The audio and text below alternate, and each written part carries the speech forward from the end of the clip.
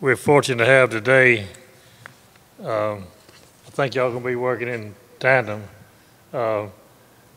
Lee Pale and Larry Mortoff. Lee has, he's been an auditor for a number of years in the Erector program. He has experience as an AWS certified welding inspector, CWI, and also educator, CWE, for non-destructive testing.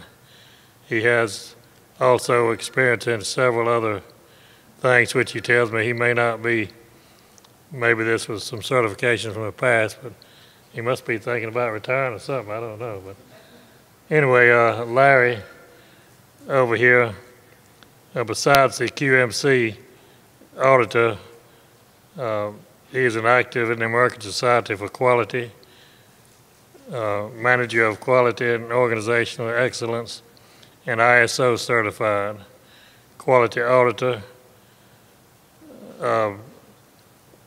RAB QSA. Tell me what that is. RAB QSA? Okay. And ISO 9001. So we want to welcome them. I'll let you all take over. Thank you very much, Eddie. I guess my cell phone won't turn this mic up. I don't know. Can you hear me okay with this? All right. Thanks for the wonderful introduction, Eddie.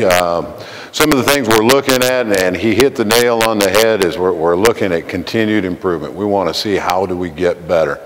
When we look at ourselves as steel erectors, all of you out here, when you're hired to go out on a job, you got to put things in the air and you got to make them stay there. Typically, you're going to weld them, you're going to bolt them. So the owners, specifying engineers, they consider you to be the welding and bolting experts. Over the last few years, the third-party guys have become the experts. And they're the ones that sometimes give audit direction, and sometimes that gets us into a little trouble. Now keep in mind that third-party inspector typically is there to verify that you're doing what you say you're doing. So the question today, and I've got Larry here to help you with a tool that he's going to introduce, but the question is, how do you know you're doing what you say you're doing?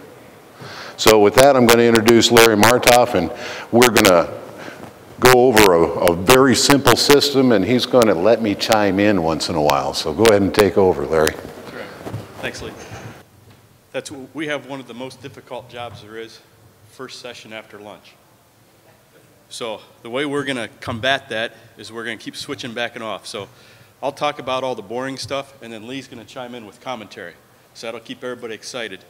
And if we get to the end and you're still snoozing off, then we have a video we could show you too, but we'll save that to see if time permits. So what we're going to talk about is, just as it says, streamlining processes and becoming more efficient and effective, profitable by adding value with self-audits. This is what we're going to talk through.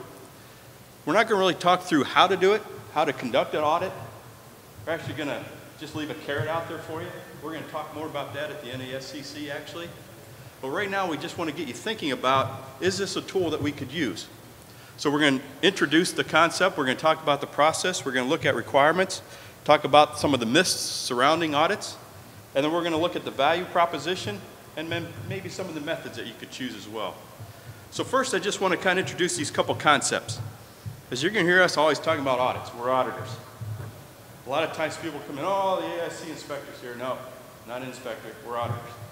And it's two different tactics, and if we look at these definitions, we say inspection is more of this conformity evaluation using some type of measurement. Where auditing is more of a way to look at what did you say you're doing, what are you doing, and does that conform with requirements? It's a little different approach. And also audits, you always got to remember that they're always a snapshot in time, because we're only seeing what we see at the time that we're there. If you're doing an internal audit, you're only seeing what's happening at the time that you're watching.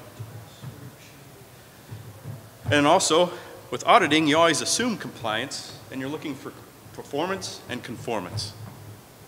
We're going to wire you up. He says you're walking too much. Uh-oh, so now you're not going to get wired. That's all right. You can just put that in your pocket. Okay. I guess now you can hear me better. So here's just kind of a quick look at the process. Certification begins with the application. As Eddie had mentioned, that's the first thing you do is you fill out the application form, you submit these other forms that are listed, you do a documentation submittal, and then lo and behold, you come along to your on-site audit, and then we did the job site audit. So that's kind of the introduction to the program itself, but we're going to focus on this next part. Requirements. One of those documentation submittals is actually a self-audit, and it's a part of the application process, not a part of the audit process at this point in time. And it says that the applicant conducts a self-audit using the erector checklist. And then a copy of that is submitted with your application package. But when you look into the checklist itself, there's nothing in there about self-audit. So that's why we want to introduce it to you. Because if you look into the other programs that are out there, the building standard, the component standard, the bridge programs, those all have a requirement in Section 19, internal audit must be conducted annually. And the reason why that is because internal auditing is a very important part to quality system. It allows you the opportunity to look at yourself and say, are we doing what we said we were doing? Are we consistent? Are we effective? And lo and behold, are there things we can do better? So that's kind of the part of where that comes from, and that's why we're going to introduce it here. And just as the bridge program is in a migration right now to a standard, so it's going to have that element 19, sometime in the future we may also see the erector program move into a quality standard approach, which is going to bring in that element 19. So if we start to look at it now, it already allows us to become proactive. So we're going to talk about some of these audit myths. I found this nice mythical flying lion thing, so I thought it fit well with this. The first thing is that when people submit paperwork, especially their self-audit, it's almost always going to be check mark straight down the yes column, because no one wants to air dirty laundry.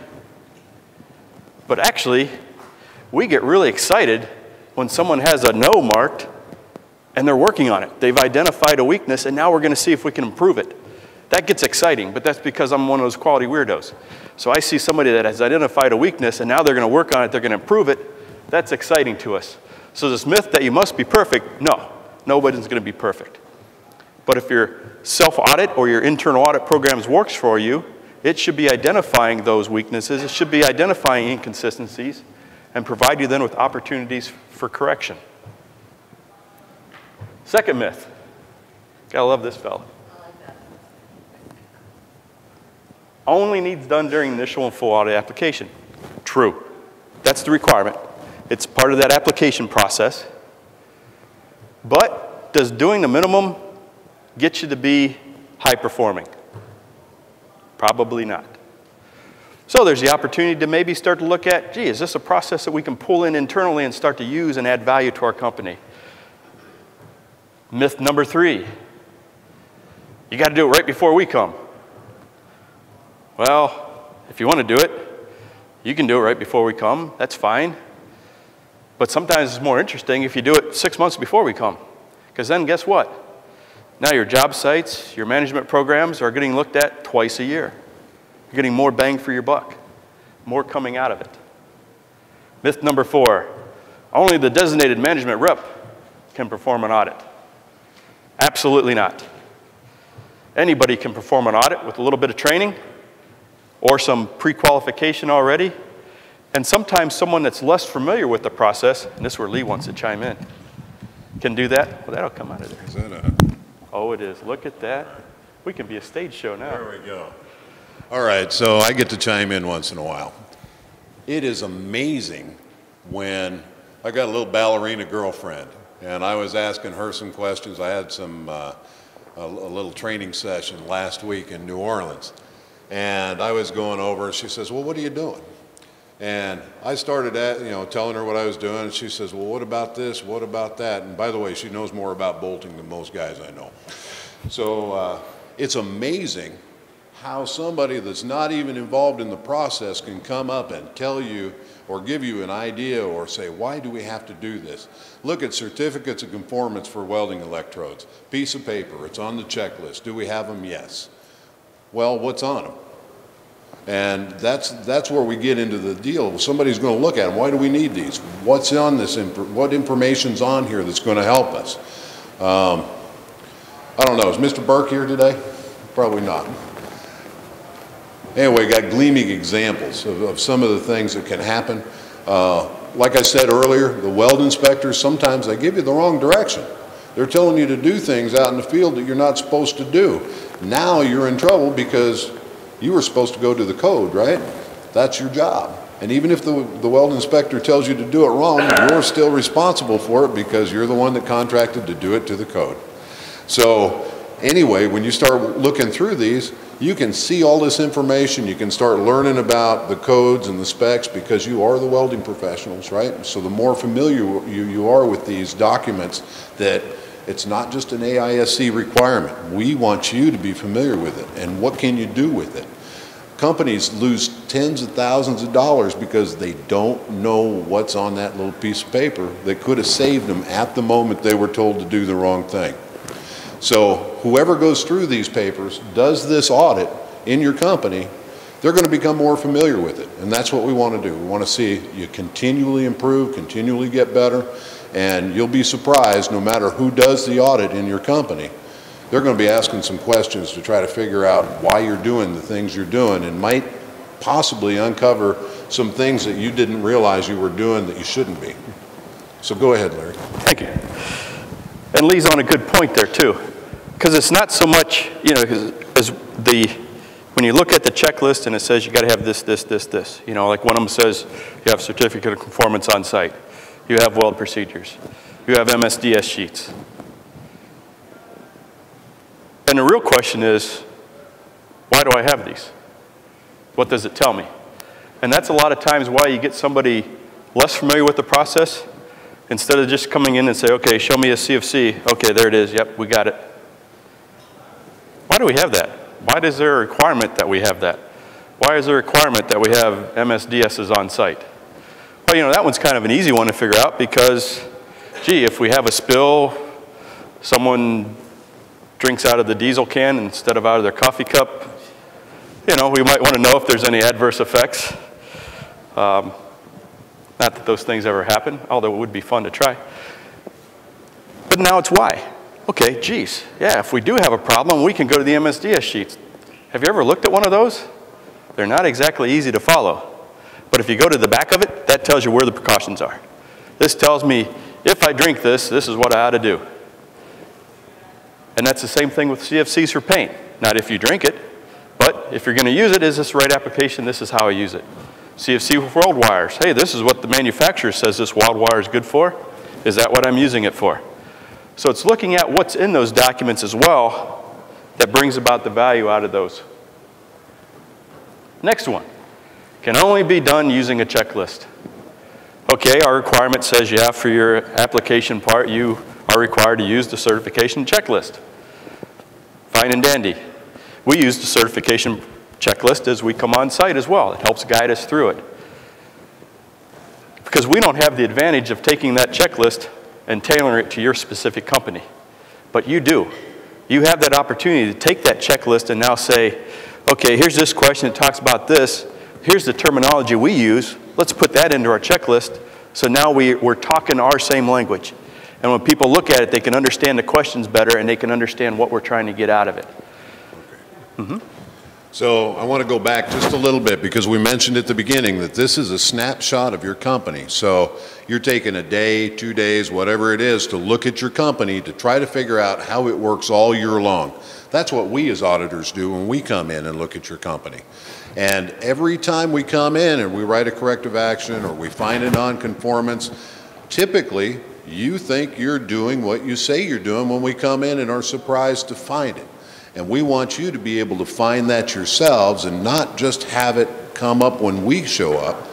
How do you address these things as they come about? How do you make sure that they're filling out the paperwork that they're supposed to every single time?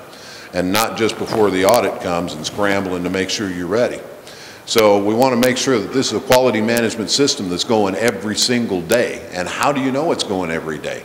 And these are the things that we're looking at. So just checking off a piece of paper saying, yeah, we got this, we got that, we got this, not going to benefit you as much as going in and finding out how somebody does something. Well, how do you do this? How is it you put this together? What is your system for doing it? So those are the things that you want to be asking. You want to ask some hard questions, find out if they're actually doing what you say you're doing.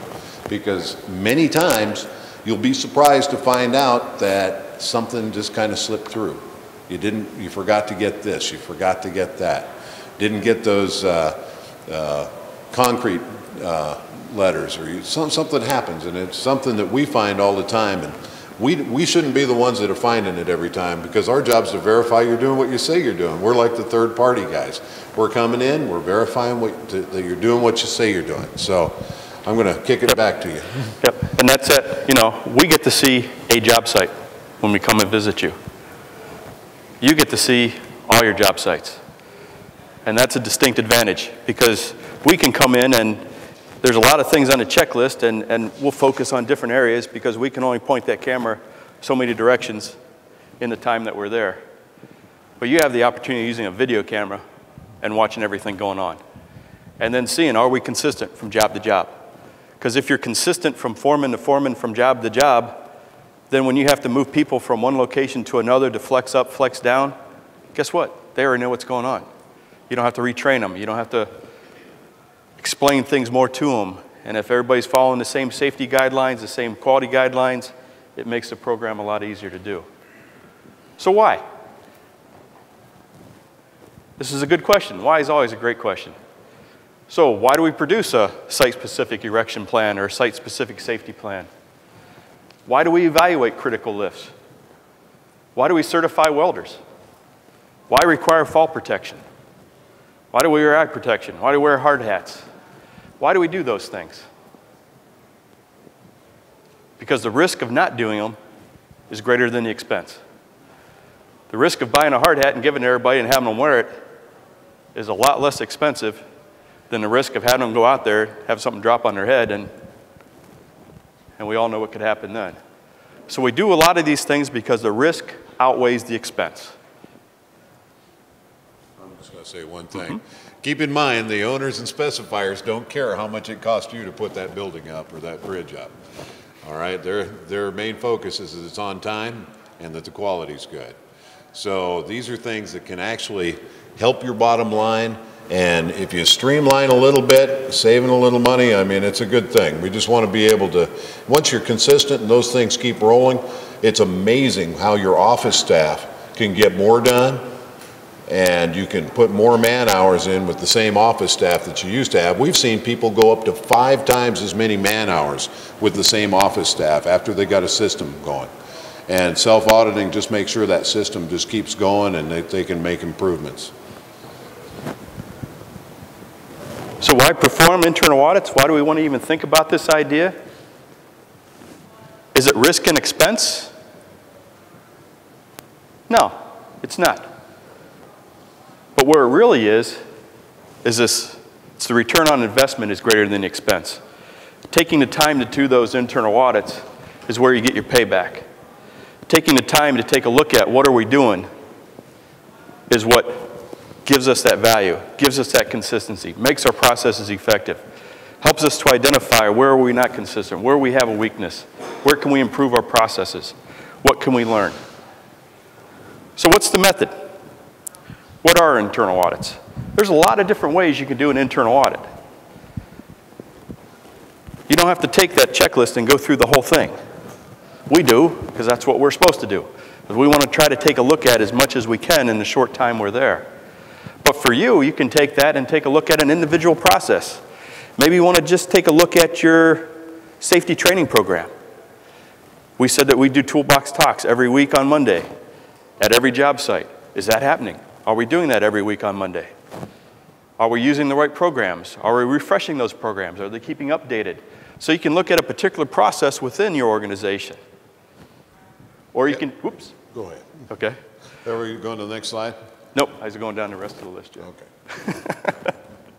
So, or you can wait till you're done with the project. Do it post-project review. Take a look at it and see, did we get all of the daily task sheets come in on this job? Did we get all the safety information back on the job? Did we have all the MSDSs for that job? Did we have all those concrete test records and the sign-off sheets and all that stuff? Did we get everything that our system says we're supposed to have? Or you can even do them on a daily, weekly, monthly basis. Because really, if you're going out as a safety director or as a supervisor and you go from job site to job site and you take a walk around, you're doing an internal audit. Because you're looking to see, are we following our processes in place? So then it's a matter of taking credit for what you're doing and starting to identify those things.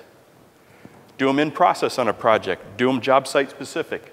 A lot of different ways you can accomplish internal audits. Okay, so another thing what we're looking at too is this is just not to find non-conformances, things that you're not doing. You're out there, you're talking to everybody.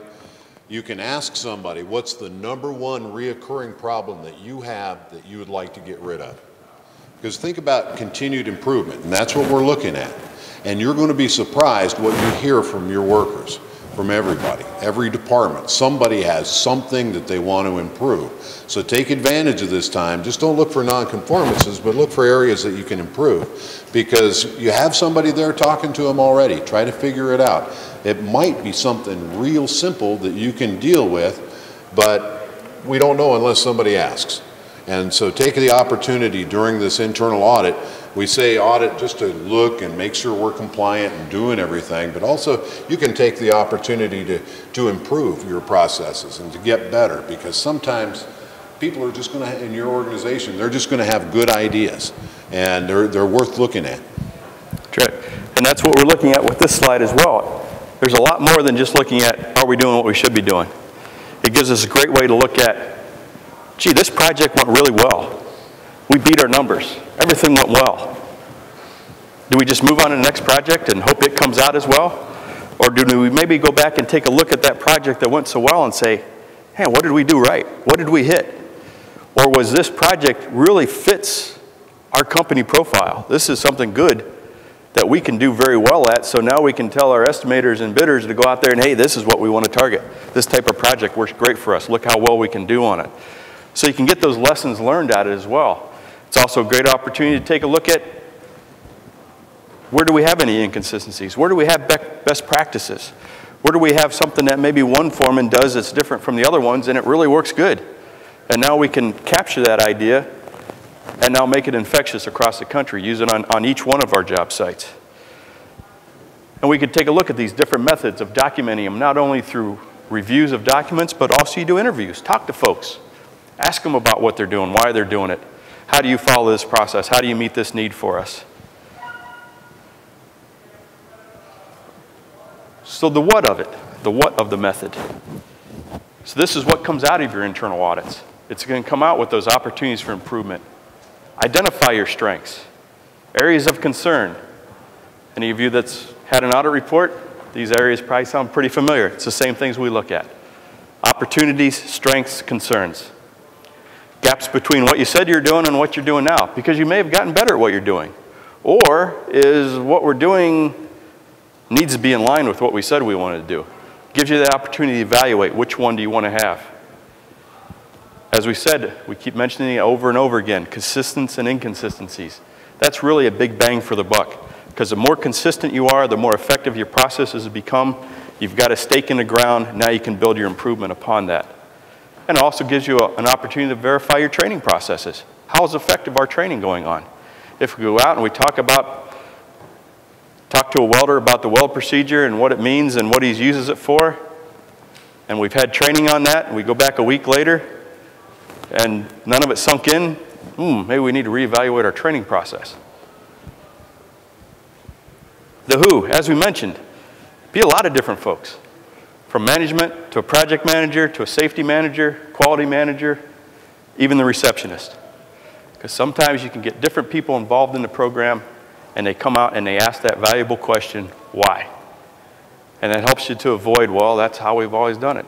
Well, why? Why have you always done it that way? Is there a better way to do it? It helps prompt those questions. So the method, all those folks we just talked about are all potential auditors, but they'll need some training. You need to introduce them to what they want to do, how you want to capture those records, put those systems in place, and to ask the question why. You always want, when you're auditing, you don't want to ask yes and no questions. You want to ask ones that require more of an answer, more of a response. And from an internal perspective, it's very easy for you to say, you know what, we're not going to accept but that's how we've always done it. We want to understand, why have we done it that way? And is that the right way? Or can we do it better? Some of the pitfalls that you come into is technique. Believe it or not, we actually go through training to become auditors, because it's much different than being an inspector. So you just don't want to just throw somebody blindly into, here, go do an internal audit of this job site. You want to give them some training, give them some tools to go along with it. That's why those self-developed or customized questionnaires will help guide you through those processes. And you want to run your internal audits. This is one of the biggest problems that folks fall into is, oh, we just don't have time to do it. Make time to do it. Run it like a project. I've seen companies that actually go and give their internal audit schedule a project number, so that every week when they do their production meeting, that's one of the projects on the schedule. And so that way they can make time to have the manpower available to conduct the audit, because it's an important part to them, because they see they're getting value out of it. Another one of the pitfalls is follow-up. If you identify something in internal audit, you want to react to it. If you identify something that's a strength, you want to react to it. You want to let everybody know what the results of those audits are. So you want to have a means to provide some tracking of those findings as well, so you can see the closure. Because just identifying something isn't doing you any good. It's now taking it, working with it, expanding it throughout the company that gives you back that return on investment. So in conclusion, an effective internal audit process is going to do these things for you. It's going to help you identify weaknesses, identify inconsistencies, identify those nonconformances you may have. But then it really helps you drive towards bringing out opportunities for improvement. Help you to share ideas to find out, hey, they're doing this over here and it works really well. Why can't we do it on this job site? Why can't we do it throughout all of our job sites? Or, hey, these guys have this great training program. You know, everybody on this that has training underneath this foreman seems to sink in. Because sometimes you find those people that are trainers. They're very good at it. And so maybe you want to take him and make him, oh, let's move him around a little bit. Let him do that training in other locations so we get more effectiveness out of it. So using an internal audit program can help you, give you those tools to take a look at yourself. Yeah, it's not a requirement, just at the application phases. But there's so much value in it by doing it yourself, to give yourself the opportunity to take a look at yourself and say, what am I doing? Are we doing what we said we were doing? Are we maintaining consistent processes? Are we doing good in training? Are we looking beyond just having something and realizing the value that's in it so that we can capitalize that and get that return on investment? So we get improved processes, increased efficiencies, quality system effectiveness, reduce errors, reduce back charges, reduce our risk. It's a pretty easy bottom line. Okay. I want to thank everyone for listening to this. It was fairly general for us to come through this. Corrective action request, everyone in our program probably knows what those are, but for the benefit of those who aren't in here, a corrective action request is we write up and we say, what was the root cause of the problem that we found? And what are you going to do to prevent it from reoccurring? So when it's in your company and you're doing an internal audit, you're going to ask the same thing. What are we going to do to prevent this from reoccurring again? And then it doesn't hurt to revisit it a little bit down the road to see if what you did was effective or not. So we want to open up the floor for questions and answers, and hopefully we can give you the answers and you're going to give us the questions. But keep in mind, we're focusing on your company and what you're responsible for doing. We don't have any control over the fabricator. We don't have any control over the general contractor or the specifying engineer or the owner or any of the third-party people. But we do have a lot of responsibility for ourselves. So when we talk about reducing exposure to risk, we want to just make sure that you guys find it and not your customer or your customer's lawyers find it. We kind of got a little bit of a Chicken Little thing going. People are nervous about writing down their defects. They're nervous that they're going to have a record that they have something. But when you look at product liability and you look at Toyota, what happens when they hide something? You know, it's not a good thing. The courts are set up to protect people who have a quality management system. They find defects, they find ways to make corrections, and when you document that, it makes you look good. And that's the way we look. When we come in and you're doing an audit and you found things and you're fixing them, that's great. We know that you're proactive, you're going after it, and you're going to make corrections. So anyway, with that, we have some questions. I expect some hard hitters out here. Nobody's got any? There we go. Oh, there we go. Let me get the microphone back to you. This is a new thing for me, but is there any, like a minimum, is there standards? I mean, I know you're focused on what our company does, but is there like a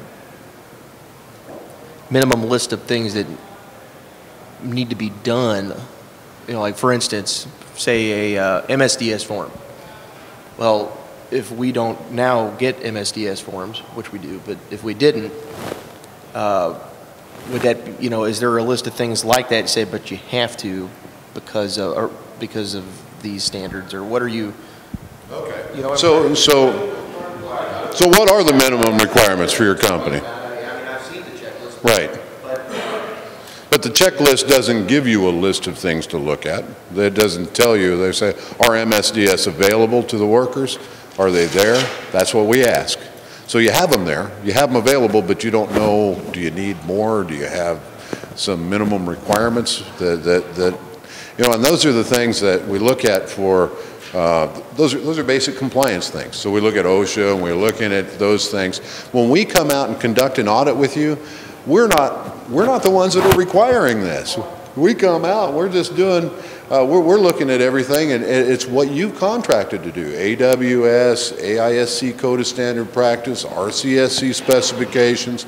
So when we come out and do that, that's really what dictates our audit.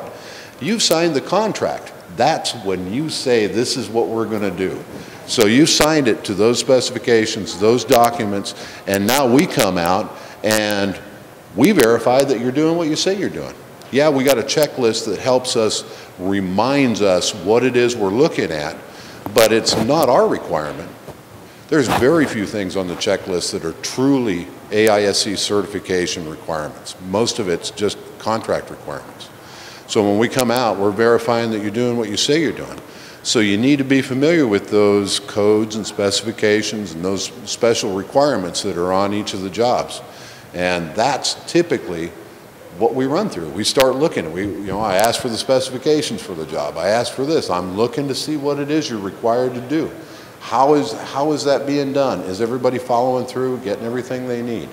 So typically, I hope I'm answering your question, but typically, there's somebody out there that's telling you what you need. And we can get a lot of arguments and about what's required, what's not required. But what we can hope we can do is not just stop at what's required, okay? Because compliance is just the beginning. You can go far beyond that and protect yourself, reduce your exposure to risk, and we can go into this probably a little deeper at some other point, but you can write a weld procedure that meets the code but doesn't work. So compliance, so what, all right? That's fine. I was just concerned that there were a bunch of AISC certification requirements over the top of No. Not really. Not really. I mean, when we come out, we're looking at your contract pretty much and what you say you're going to do.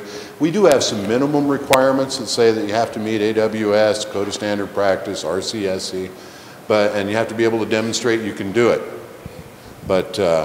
But that's it, and that's what you should be looking at every time. You know, if, like you said, that 6-month interval is great because now you can go in just to verify that you're still doing it. You know, drop of a hat, anybody should be walking into your company any day, and you guys should just be doing it. You know, and then if somebody comes up and says, maybe you should do this, now you're going to question it because you already know you're doing what you're supposed to be doing. You know, maybe I shouldn't fill that moment connection with 7024 just because the inspector told me to do it. Maybe you know, there's so many things, I can't go on about these inspectors because they hurt us sometimes when we're coming out here and they lead you in the wrong direction. That's why I always want you guys to be number one. You're part of the AISC family. We want you to be the leaders in the industry. want you to be those welding and bolting professionals and be the ones that are ahead of everything. And this little tool up here, even though it looked pretty simple, can make a huge difference in your company. Right. You know, because one of the things that, you know, is kind of fun to do sometimes, at least I consider it fun. You know, we have a requirement that says, I don't know, we kind of got stuck on MSDSs, but, you know, it says you have MSDSs on site and they're available, and then you have hazmat training. What's really interesting then is you go out to the job site and you take somebody and say, not the foreman, because the foreman's the one that you're going to say, he just drank a gallon of diesel full, what are you going to do? Are there problems with that? Do you know where to go to? How do you get emergency response on the job site? And walk through those types of scenarios to see, wow, if he knows what to do, he says, oh, I go, you know, dial 911, go to the GC's trailer, they've got a emergency kit there, I know where my first aid kit's at, I can go get it. You definitely don't want to wait for him to burp and then light it on fire. That wouldn't be good with diesel fuel that he just swallowed. But to see if it now is a process working. Okay, we trained them, we gave them the tools, do they know what they are? Can they use it? Yes, we expect the foreman to be able to know, yeah, if there's a casualty on the job site, he needs to know what to do right away. What happens if he's the one that the casualty occurred to? Do the other folks on the job site know what to do for him? Know how to get help to him? Know where to call, where to go to? So that's, you know, even though there's just two simple questions, that's where we can start to take it to. And that's where you can start to take it to as well if you take advantage of that. Okay. When we got somebody in the company asking the questions, like a boss, a foreman, somebody's asking their direct, somebody they're directly supervising, sometimes we don't get the same answers. I can't tell you the number of times I've gone out and done an audit and talked to an iron worker, and he says, well, this is how I'm supposed to do it, but I'm going to show you how I do it. And it's just a little bit different, and nobody knows that that's what he's doing. And those are the little things that you can identify and change and work with, and it might be a systemic problem throughout the entire company. You don't know, but if you find a little problem here, you can eliminate it throughout your entire company, because now you found it, you can identify it, you can just make sure it doesn't happen. And those little things can just add up on you. And sounds good. Are we good there? Do we have some more questions? I kind of expected Woody to say something back there. All right. You want to watch a quick video?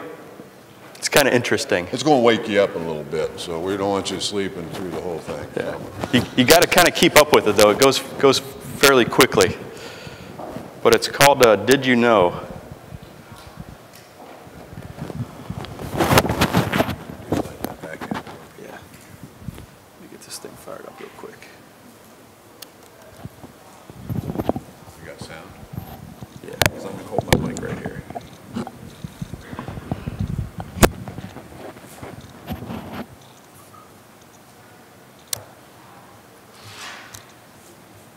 Got to get things lined up here. There it is. There we go.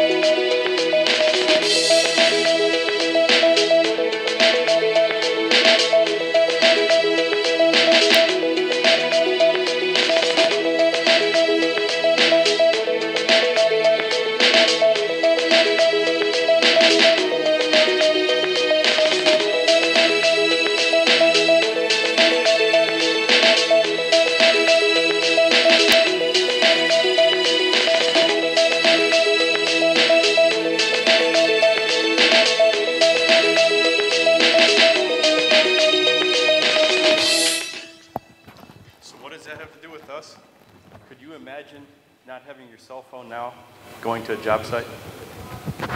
How much have we become to rely on the technology? I thought it was great, the one that tells us that we flush 100,000 cell phones down the toilet every year. It's always an interesting fact. So technology is a convergence for us as well. And we got to adapt to the changes. The internal audit process is a change for us, but it can help us move forward just as much as we hate to admit it, cell phones have done it for us. We went from fax machines to cell phones. And now look at how you can get information. You got a question in a drawing, you can pull it up on your phone in the job site. You can send pictures right to somebody. Hey, here's the problem we're seeing. Send it off to the engineer. Let them take action with it. So it is a convergence of technologies for us.